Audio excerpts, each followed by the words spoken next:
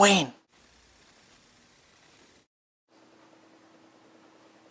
Psst, Suine. Suine. Suine. Suine. Suine. Suine. Suine. Suine. Suine. Suine. Suine. Suine. Suine. Suine. Suine. What? What are we doing? It's called meditating. It's the way of the ninja. Now be quiet and focus. Oh, okay. Sorry.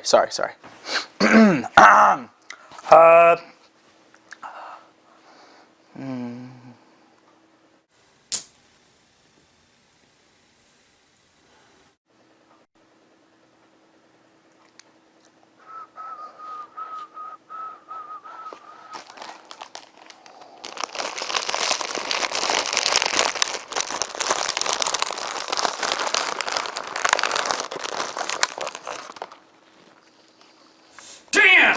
What? Put down the cookies and concentrate. You just ate a whole pizza. Sorry, dude. I'm hungry. I was just gonna get dessert. Jeez. Gosh. Okay. All right.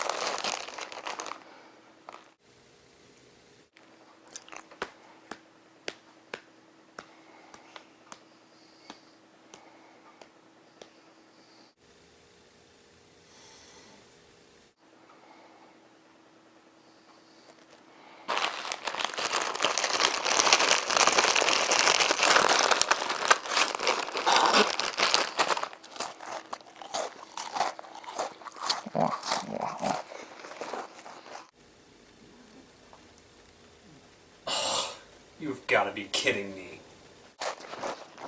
What? What? Still, worst ninja ever.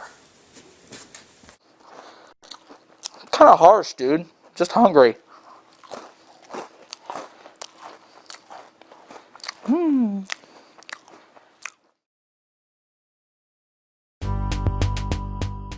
Okay, dudes and dudettes.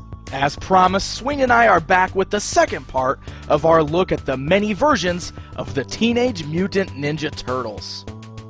Last time we went over the first 4 fundamental forms of the Fab Four, but any TMNT fan can tell you that they don't even come close to stopping there. Pixel Dan is right on the money. Toys always seem to accompany any media release of the Green Teens, and as I'm sure you know, there have been plenty of those. So what are we waiting for? Throw some pizza in the microwave and enjoy the many versions of the Teenage Mutant Ninja Turtles Part 2. In part 1 of our retrospective, we went through the figures that resulted from the first wave of Turtle Mania, going from the initial release through the next mutation. Starting off part 2 are the first set of Turtles from the 2003 animated series. The series was much more story-driven than the original, and related a lot more closely to the original comic book than the 80s cartoon did. The show was also a little darker than the previous incarnation, which you can see in the designs of these new figures. These new Turtles are a bit larger than the originals. They had pretty much the same shades of green flesh as before to help them be even more distinguishable. Each turtle has their same unique colored mask, but their pads and belts are now a uniform shade of brown and no longer feature the first letter of their names on the buckles. Of course, they are also still distinguished by their traditional weapons of mastery. This time around, though, those weapons feature much more detail than the original versions. Gone are the days of the solid-colored weapons. Each weapon here is now fully painted and detailed. These new turtle figures also have considerably more articulation than the originals, particularly in the arms, which now feature 3 joints each. The legs, however, are still stiff and still kind of have that pre-pose thing going on, and they're really only mobile at the hips. These are definitely not the turtles most of us grew up with, yet at the same time, they still feel nostalgic. The 2003 animated series was a fantastic show, and the toy line that went along with it was just as cool.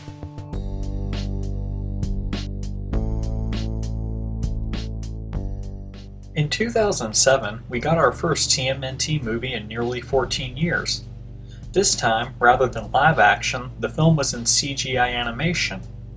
At this point, the toys for the second animated series were starting to wind down, so from here on out, most Playmates Ninja Turtles toys were more or less in this movie's style.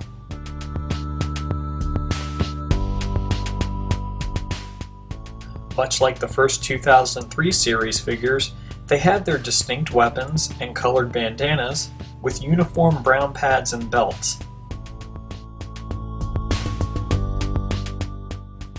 This time around, Leo, Mike, and Don's flesh tones are pretty much the same, with only Raph's darker flesh being significantly different.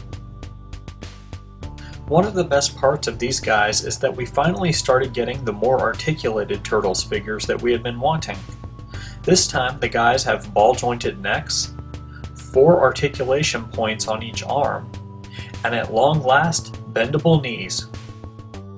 In addition to their usual weapons, each turtle came with additional stuff unique to themselves. Leo has a hang glider, Raph has a pair of dumbbells, Mike has a skateboard, and Don has a set of gadgets, including a communicator, a grappling hook, and a pair of goggles. 1 year later, NECA released what lots of longtime TMNT fans had long been hungry for. Full-on action figures of the original Eastman and Laird style Turtles. And man, are these figures awesome! They've got their original comic-accurate look, all with red bandanas and brown body gear. Each one of these guys is amazingly articulated, capable of countless possibilities for posing and displaying. Also, appearing for the first time on a Turtles action figure are their tails, which, for whatever reason, had always been excluded. The figures were packaged either alone or with a base as an accessory. The bases featured a sidewalk and street scene which could all be connected together to build one large display base for the 4 turtles.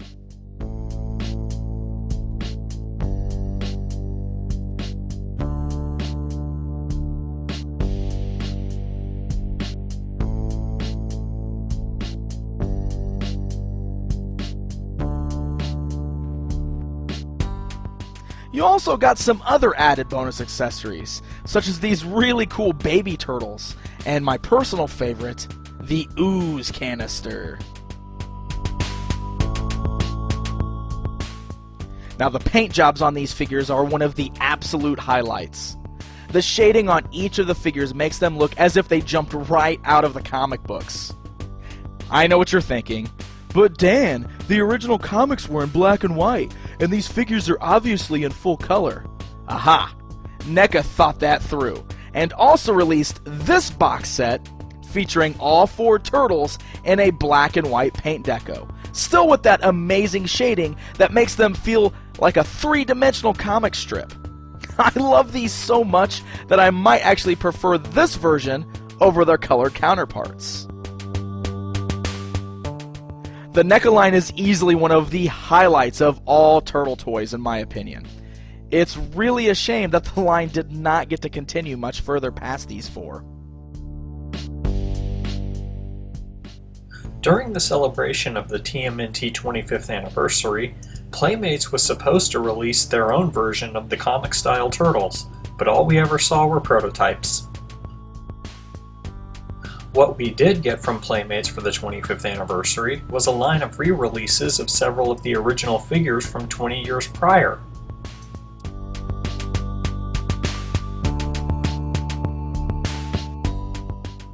The 4 Turtles were 99% identical to the hard-headed versions of the original 4. Same build, same weapons, and same web gear.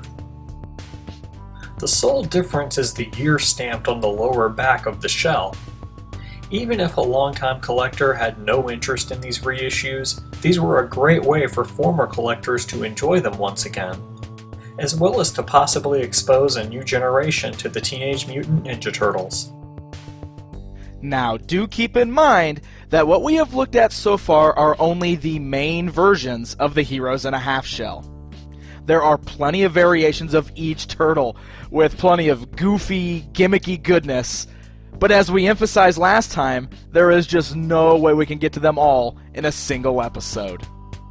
So if we still haven't gotten to a version of the guys in green that you want to see, keep tuning in, as we are far from finished looking at the many versions of the Teenage Mutant Ninja Turtles. There is definitely much more to come. Until next time, stay rad.